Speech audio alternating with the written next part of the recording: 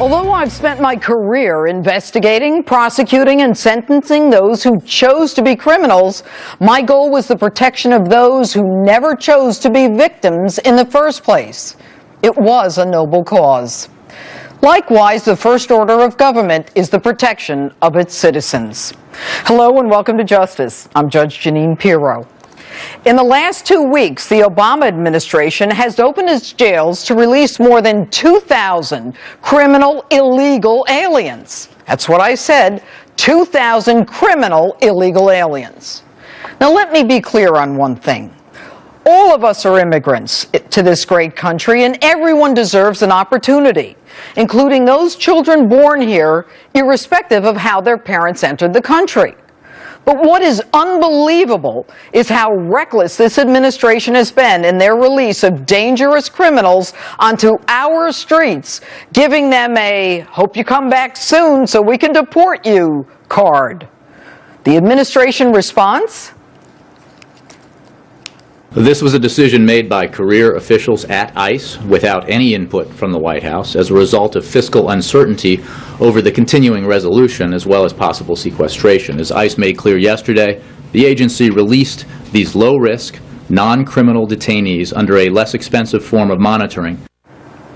That less expensive form of monitoring he's talking about? Open the prison doors and let them walk. Not so bad, right? The White House says they are low-risk, non-criminal detainees. Jay, if they are low-risk, non-criminal detainees, why are they in custody in the first place? Where are their lawyers? Where are the immigration rights activists? The truth? Somebody's lying. They wouldn't be in custody if they weren't considered dangerous. They are the worst of the worst, and the Obama administration is letting them walk among us, putting Americans in danger. How do I know this? I have the memo to all field office directors, all special agents in charge on the issue of the detention of illegal aliens by ICE's top dog, Director John Morton. It says, ICE agents should issue detainers only where an individual is an alien subject to removal and has a prior felony conviction, 3 or more misdemeanor convictions, or poses a significant risk to national security, border security, or public safety. And get this one. They cannot detain an illegal even if he or she has 3 misdemeanor convictions if they're considered minor misdemeanors. You know, petty crimes and the like. So if they only have 3 petty crime misdemeanor convictions, ICE cannot arrest them, let alone detain them. That means only the most serious are the ones in custody, the ones who are now being released. But listen to this clueless California congresswoman in lockstep with the White House. The detainees in question are not dangerous criminals. They pose no risk to society. The reason they give for this mass exodus is that it's required by the sequester. The truth? This release plan was hatched and acted on even before the mandated cuts were signed into law. It's part of what I call the Obama amnesty program. We're doing our very best to minimize the impacts of sequester, but there's only so much I can do. I'm supposed to have 34,000 detention beds for immigration. How do I pay for those? How do you pay for them? Is that the question? How about the fact that this year you had a carryover of $8 billion from last year's budget? At the end of this year, it is estimated that there will be $9 billion. How about the $70 million you have in unobligated user fee balances? And I have an idea. How about you reduce staff bonuses and performance awards?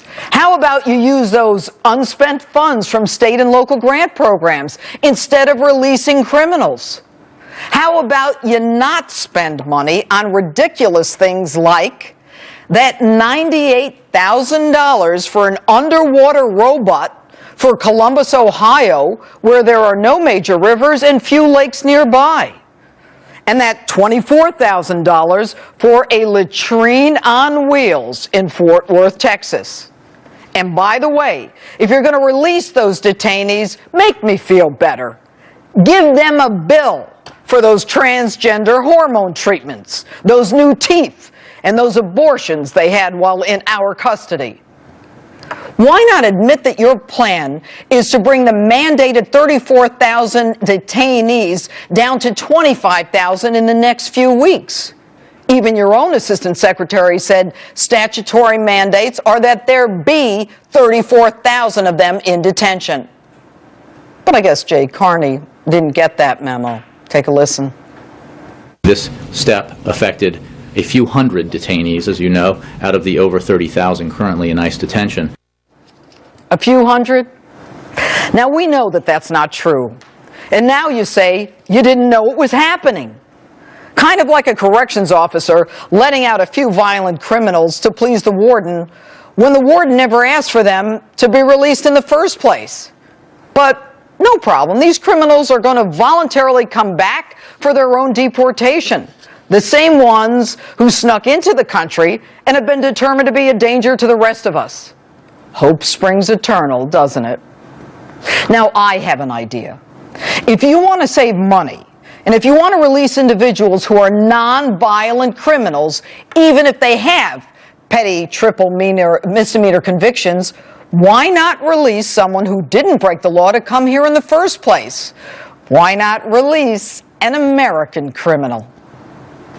Personally, I don't think anyone should be released from jail before their time. As I said, the first order of government is the protection of its people. But I guess the Obama administration didn't get that memo.